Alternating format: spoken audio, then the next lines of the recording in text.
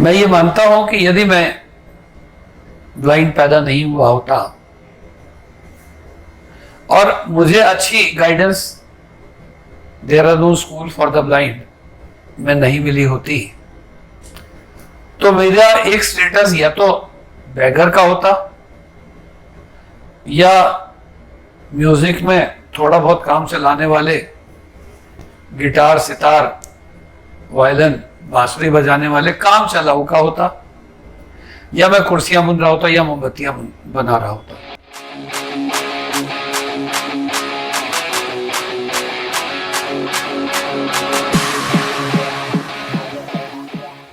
नमस्कार।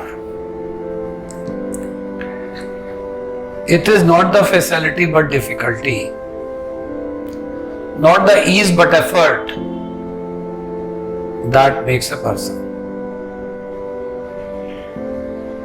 And in other words, we can say those who live in glass houses should not throw stones at others. Again, one more thing I would like to quote. Our sweetest songs are those that tell us of our saddest thoughts. Or otherwise, I would like to say, sweet are the uses of adversity. प्रिय श्रोताओं, मैं आपको अपने अनुभवों से और विचारों से अवगत कराता रहा हूं और मैं ये मानता हूं कि यदि मैं ब्लाइंड पैदा नहीं हुआ होता और मुझे अच्छी guidance Dehradun school for the blind में नहीं मिली होती तो मेरा एक स्टेटस या तो बेगर का होता या म्यूजिक में थोड़ा बहुत काम चलाने वाले गिटार सितार वायलिन बांसुरी बजाने वाले काम चलाऊ का होता, या मैं कुर्सियां बुन रहा होता या मोमबत्तियां बना रहा होता। बट मुसीबतें, क्योंकि मिसफॉर्चून्स नेवर कम अलोन, तो मुसीबतें, दिक्कतें, परेशानियां,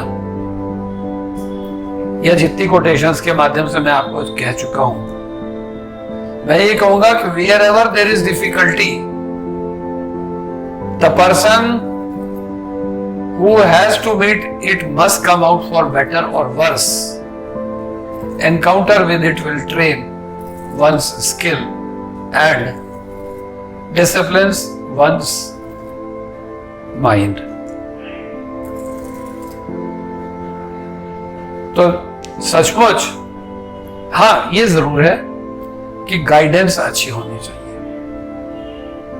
mother is the first teacher and home is the first school, ये भी आप जानते ही हो। तो मेरी मदर का devotion, sacrifice, dedication, she is my role model. Means उन्होंने उस एज में कभी साइटेड और ब्लाइंड, रिच और पुअर, यूजफुल और यूजलेस का डिस्क्रिमिनेशन नहीं किया, और शायद ये कोई भी मदर नहीं करती होगी। लेकिन जीवन में जो समस्याएं आई उन्हें चैलेंज न मानते हुए, उन्हें मार्ग की रोड़े न मानते हुए, सड़क ही ऐसी है ये समझते और समझाते हुए, जिस दिशा में उन्होंने मेरे लिए प्रयत्न और प्रयास किए वो हर मां करती है। बाद में जो गाइडेंस टीचर्स की होती है वो उससे भी बड़ा रोल प्ले करती है। यहां मैं कहना ये चाहता हूं, कभी कल एक लेख पढ़ रहा था कि क्या हमें आक्रोश दिखाने का, गुस्सा करने का अधिकार नहीं है? तो रेथ, एंगर, रिजेंटमेंट, जितना भी कोई वीक होता है उसका ज्यादा हार्मफुल होता है। रीजन भी कि लोग उसको इंपॉर्टेंस नहीं देते। जीवन में मुसीबतों पर विजय प्राप्त करने का केवल और केवल एक ही तरीका है कि जो कुछ मिला उससे तो हम संतुष्ट हो जाएं, और जो हम प्राप्त कर सकते हैं उसके लिए प्रयत्न और प्रयास करें। प्रयत्न और प्रयास करने पर जो मिल सकता है मिल जाएगा, और नहीं मिल सकता तो छीनेगा तो कुछ नहीं ना। इसके लिए सभी को, चाहे चढ़ाई यानी कि प्रयत्न और प्रयास करने में कितनी भी स्टीप क्यों ना हो, बट हिमालय पर चढ़ने वाली बछेंद्री पाल को क्यों सारे याद करते हैं? क्योंकि वो लगी रही और पहुंच गई। ठीक इसी तरह से जीवन के किसी भी क्षेत्र में हार और जीत तो हमेशा ही आएंगी, गर्मी और सर्दी भी हमेशा आएंगी, दिन और रात भी हमेशा आएंगे, सुबह और शाम भी हमेशा आएगी। तो अगर हम अपने एक्सपीरियंस को अपने जीवन में उतार कर बाधाओं का, दिक्कतों का, परेशानियों का हिम्मत और साहस से केवल सामना ही नहीं करें, उनसे जूझें, तो जूझने पर वो अपने आप से कमजोर पड़ जाती है, और मुसीबतें कैसी भी क्यों ना हो। इसलिए साथियों, डिटर्मिनेशन कह दो, स्ट्रॉन्ग विल कह दो, रिजोल्यूशन कह दो, इसका बहुत बड़ा रोल है। और कोरोना के सेकंड फेज से तो अधिकांश ने यह सीखा ही होगा कि पहली बार में हमने पैसा भी और समय भी सब कुछ वेस्ट किया, और दूसरी बार उससे जब वो खत्म होने को आया तो उसे हमने हल्के में ले लिया।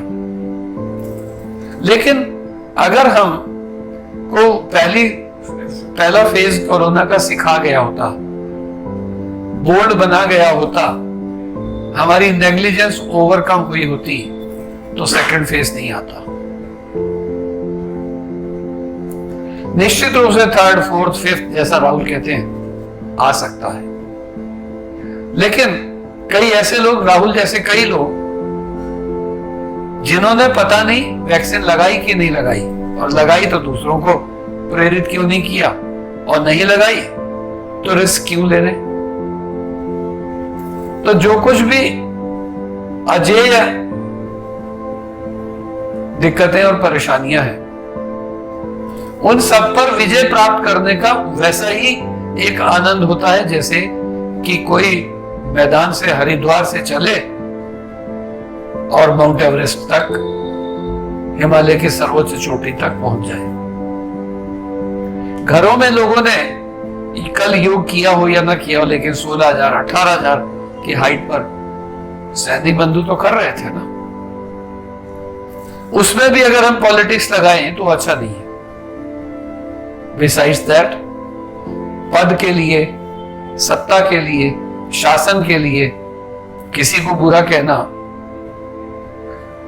यह बताता है कि हम थोथे हैं। थोथा चना बाजेगा ना, empty vessels make much noise. और जो बार्किंग डॉग्स होते हैं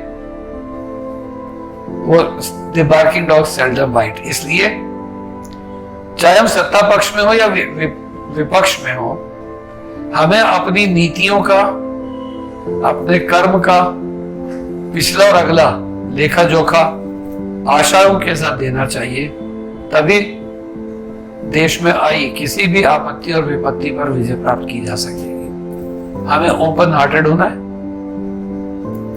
हमें निश्चित रूप से उन सफलताओं को प्राप्त करना है जिससे कि आखिरी यूनिट तक पुअरेस्ट ऑफ द पुअर भी प्रेरित हो सके, सम्मानित हो सके और काम करने की आदत डाल सके। तो अगर हम ये कहें कि मुसीबतों पर विजय प्राप्त हो सकती है, तो हम कहेंगे कि मुसीबतों को अपना आधार मान लो ना, उपलब्धि मान लो ना, अपना लक मान लो कि आई है तो जाएंगी भी। नुकसान को रोते रहना और लाभ पर उसे संजो कर ना रखना बहुत बड़ा कारण होता है किसी भी व्यक्ति की पिछड़ जाने का। इसलिए मैं आप सभी से अनुरोध करूंगा कि एग्जाम ये हो या वो हो, जैसे अभी कुछ लोग कह रहे हैं नहीं नहीं एग्जाम तो होने चाहिए थे, डबल मास्क पहन कर करा लो। जो डिसीजन ले लिया उसका विरोध जरूरी ही करना है, ऐसी आदत, ऐसा स्वभाव, ऐसी प्रकृति नहीं होनी चाहिए। इससे जब हम किसी का विरोध करते हैं तो दूसरे को तो परेशानी होती ही है, समय अपना भी बर्बाद होता है। इसलिए साथियों, सभी लोगों से एक ही बात कहूंगा कि अपने मतलब से मतलब रखो, अपने काम से काम रखो, अपने ढंग से जीना सीखो, दूसरों के साथ कम से कम एडवाइस दो, सजेशन दो, गाइडेंस दो और कम से कम किसी की लाइफ में इंटरफेरेंस करो। इवन कोई काउंसलिंग के लिए कहे भी तो हमेशा ये कहो यार 18 साल से ऊपर तुम भी हो, तुम्हारे लिए जितना बेनिफिट तुम्हारा अपना एक्सपीरियंस करेगा उतना मेरा नहीं कर सकता। तो जिस वे अगर आप ये मान लेते हैं कि आपको केवल कुछ करते रहना है तो आप बहुत अच्छा कर सकते हैं। तो हम सभी को धीरे धीरे धीरे धीरे अंतर्मुखी बना लेना है, और अंतर्मुखी बनाने का मतलब अपने आप को कमजोर करना नहीं होता। अंतर्मुखी बना लेने का मतलब होता है हम सबके शुभ चिंतक तो हों, लेकिन अननेसेसरली किसी के उसमें इंटरप्शन ना करें। This is all for today. इसका भी टॉपिक का अर्थ आपको तभी बेनिफिट मिलेगा जब आप इन चीजों को हल्के में ना लें। धन्यवाद।